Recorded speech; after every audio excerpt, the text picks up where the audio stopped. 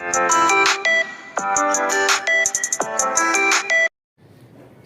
प्रभात प्रिय बच्चों। आज हिंदी में हम संदर्भ लिखना सीखेंगे। संदर्भ एक ऐसी चीज़ है जो आपके कक्षा 9, 10, 11 और 12 ये चारों कक्षाओं में काम आएगा। इसके बाद भी आप बीए में पढ़ते हैं तो उसमें भी संदर्भ लिखने के लिए आपको आता है। तो आइए अब हम सीखते हैं संदर्भ लिखना कि संदर्भ कैसे लिखा जाता है। संदर्भ लिखने की कला एक बार आपको आ गई, एक बार तरीका आपको आ गया तो बार बार इसको सीखने की आवश्यकता आपको नहीं पड़ेगी। उसी आधार पे आप जो है संदर्भ लिख लिया करेंगे। केवल पाठ आप यदि पढ़े हैं तब। तो आइए देखते हैं इसको। यहाँ पर ये कक्षा 9 का से लिया गया है हिंदी की पुस्तक से। तो आइए देखते हैं। यदि हम वैद होते तो कफ और पित्त के सहवर्ती बात की व्याख्या करते, तथा भूगोलवेत्ता होते तो किसी देश के जल बात का वर्णन करते। किंतु दोनों विषयों में से हमें एक बात कहने का भी प्रयोजन नहीं है। यह कक्षा 9 के हिंदी के पुस्तक से लिया गया है। अब देखिए प्रश्न आएगा आपको कि उपरोक्त पद्यांश का संदर्भ लिखिए। उपरोक्त का मतलब होता है ऊपर धन उक्त। ये उपरोक्त का मतलब होता है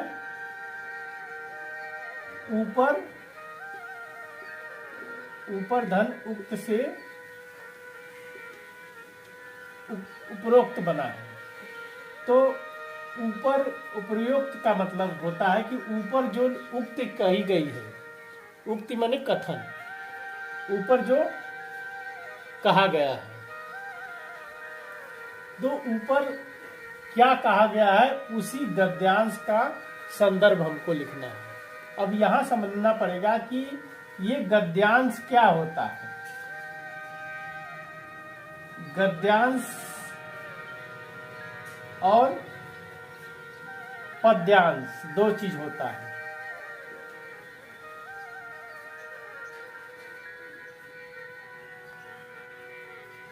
पद्यांश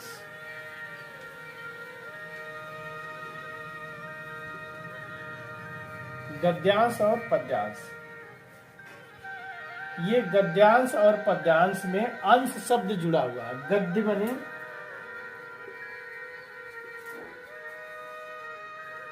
गद्य धन अंश, अंश माने भाग। ये गद्य क्या है पहले हम इसको समझेंगे और फिर पद्य को समझेंगे। इसमें देखिए पहले गद्य को समझते हैं फिर पद्य को समझते हैं। हिंदी में दो चीज होता है, गद्य और पद्य। गद्य किसको कहते हैं? समझ लीजिए कि कहानी को कहते हैं। और पद्य किसको कहते हैं? कविता को कहते हैं। तो गद्य कहानी को कहते हैं और पद्य कविता को कहते हैं। पद्य में मात्र एक चीज आती है, वो है कविता। और गद्य में गद्य की कई विधाएं हैं। विधाएं मतलब भाग हैं। गद्य के कई भाग हैं। तो गद्य में कई भाग में क्या आता है? कहानी आता है, निबंध आता है, उपन्यास आता है,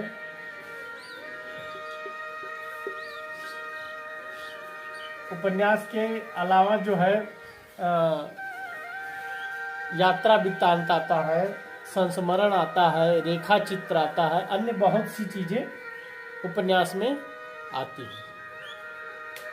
तो गद्य किसको कहते हैं कि जो काफी लंबा चौड़ा भाषण की तरह लिखा हो आप उसको एक तरह से कई पन्नों में होता है ये, तो उसको कह सकते हैं कहानी, निबंध, उपन्यास के रूप में ये गद्य होता है। और कविता में मात्र एक कविता होगी।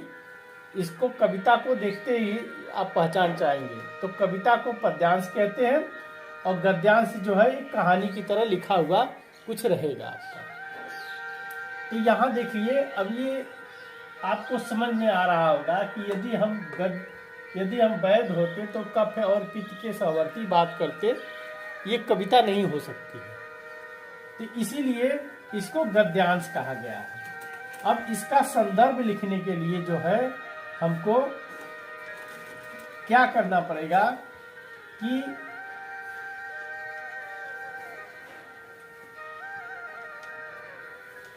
गद्य के लेखक, गद्य जो लिखता है उसको कहते हैं लेखक,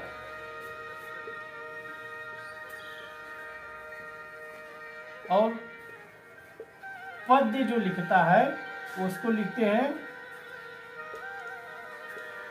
रचयिता।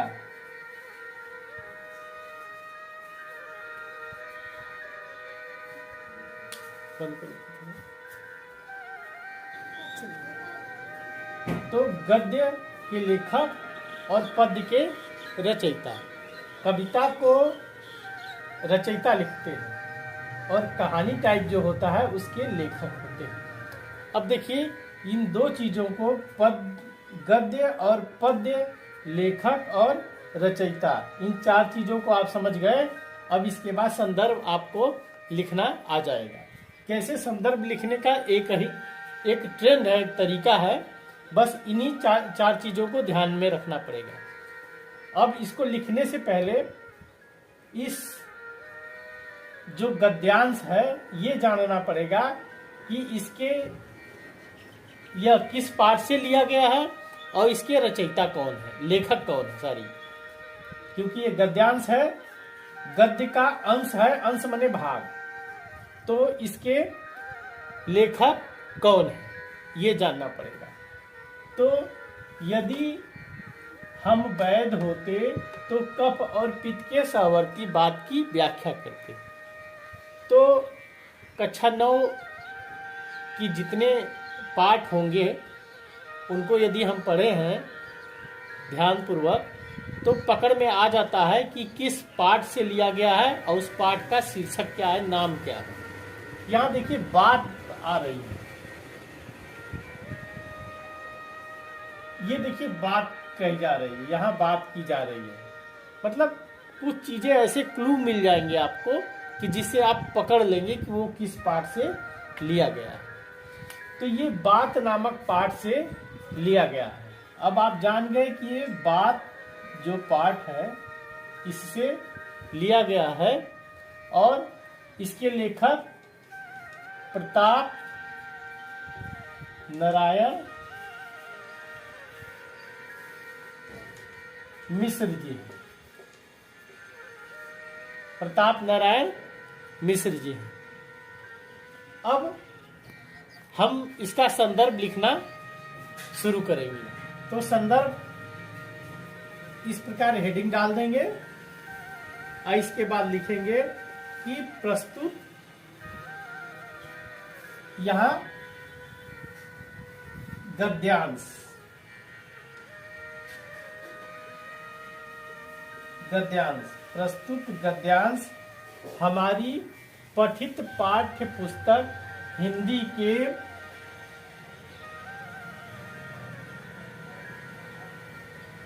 बात नामक पाठ से लिया गया है। इसके, अब देखिए यहाँ गद्यांश है, इसके लेखक, गद्यांश के साथ लेखक लिखते हैं, ये आप ध्यान रखेंगे। इसके लेखक, यहाँ देखिए, अब लेखक का नाम लिखना पड़ेगा, प्रताप नारायण मिश्र।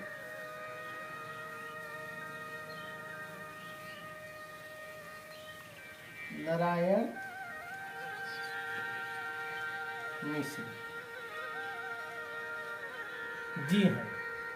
तो इस प्रकार गद्यांश हमारा ये पूरा हुआ, संदर्भ पूरा हुआ। प्रस्तुत गद्यांश हमारी पठित पाठ्य पुस्तक हिंदी के बात नामक पाठ से लिया गया है। इसके लेखक प्रताप नारायण मिश्र जी हैं। तो इस प्रकार संदर्भ ये लिखा जाएगा गद्य का। गद्य के साथ लेखक लिखे जाएंगे। अब देखिए, यदि पद्य हो, पद्य मतलब कविता,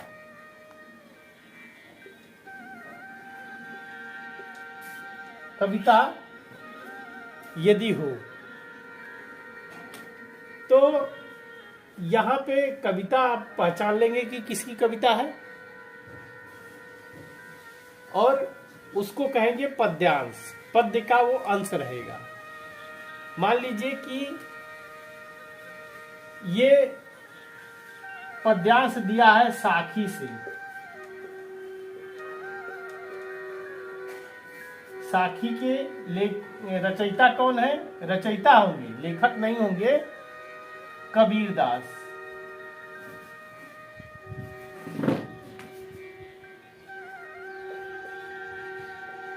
कबीरदास। इस प्रकार साखी के रचयिता ये कबीरदास। तो कबीरदास, अब इसका हमको संदर्भ लिखना रहेगा तो क्या करना पड़ेगा? यहां गद्यांश की जगह अब हम पद्यांश लिख देंगे। ये हो जाएगा पद्यांश। प्रस्तुत पद्यांश।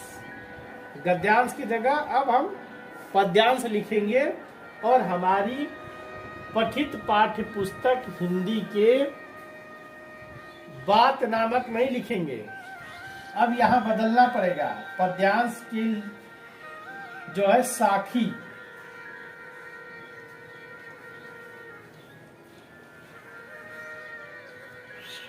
साखी नामक पाठ से लिया गया है और इसके लेखक नहीं होगा, क्योंकि पद्यांश के लेखक नहीं रचयिता होते हैं। तो यहां हमको लिखना पड़ेगा रचयिता। अब रचयिता कौन है उनका यहां पर हमको नाम लिखना पड़ेगा। कबीरदास।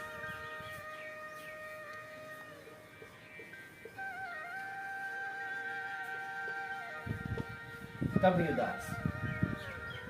तो रचयिता इसके कबीरदास। तो इस प्रकार जो हमारी कविता का मतलब पद्य का जो है संदर्भ हो गया, प्रस्तुत पद्यांश हमारी पठित पाठ्य पुस्तक हिंदी के साखी नामक पाठ से लिया गया है। इसके रचयिता कबीरदास जी हैं। तो इस प्रकार इसका हो गया। लेकिन बच्चों, हमेशा एक चीज ध्यान में रखना पड़ेगा कि हमको अपने पाठ को में जो हिंदी की पाठ्य पुस्तक है उसको बढ़िया से ढंग से पढ़ना पड़ेगा, तब जो है ये हमको लिखना आएगा। इसमें 3 प्रकार के प्रश्न बनते हैं। इस तरह के संदर्भ लिखने के लिए 3 प्रश्न आते हैं। एक आपको गद्य से आएगा, जैसा हमने लिखा है, गद्य से संदर्भ लिखने के लिए आएगा। एक पद्य से संदर्भ लिखने के लिए आएगा। अब हम पद्य को बार बार कविता नहीं कहेंगे। आपको ये समझ जाना पड़ेगा कि ये कविता है और ये कहानी के कहा जाता है। कहानी टाइप निबंध हो सकता है, कुछ भी। गद्य की कई विधाएं हैं, तो उसको कहा गया है। और तीसरा आएगा एक संस्कृत में।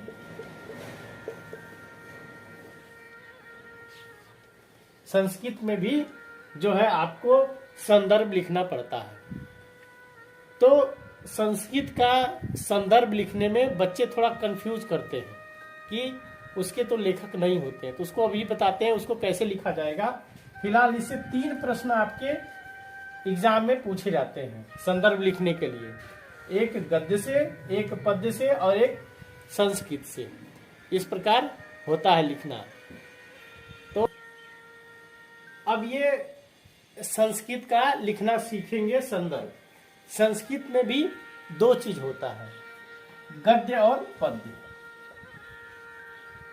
गद्य और पद्य, जैसा आप जानते हैं कि पद्य को कविता कहते हैं, संस्कृत में पद्य को क्या बोलते हैं, श्लोक बोलते हैं।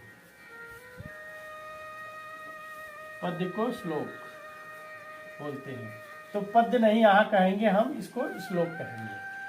और यहाँ इसको गद्यांश ही कह देंगे, गद्य ही कह देंगे, हम इसको गद्य कह देंगे।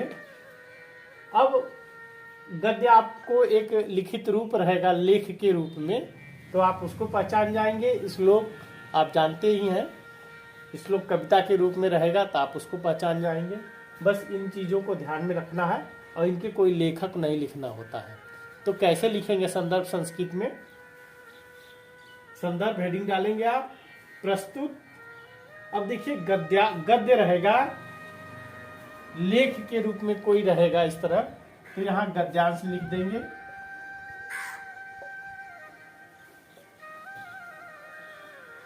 गद्यांश हमारी पठित पाठ्य पुस्तक हिंदी में संस्कृत के जो है पाठ, मान लीजिए दे दिया गया ग्रामीण,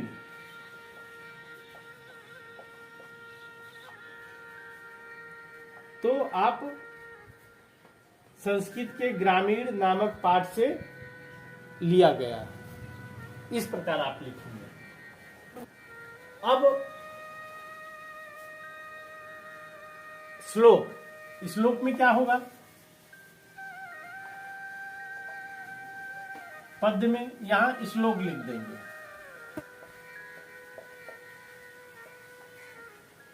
तो संदर्भ लिखेंगे, प्रस्तुत श्लोक हमारी पठित पाठ्य पुस्तक हिंदी में संस्कृत के पाठ का नाम जो भी रहेगा, श्लोक जो रहेगा आपको समझ में आएगा। मान लीजिए सुभाषित हो जाएगा,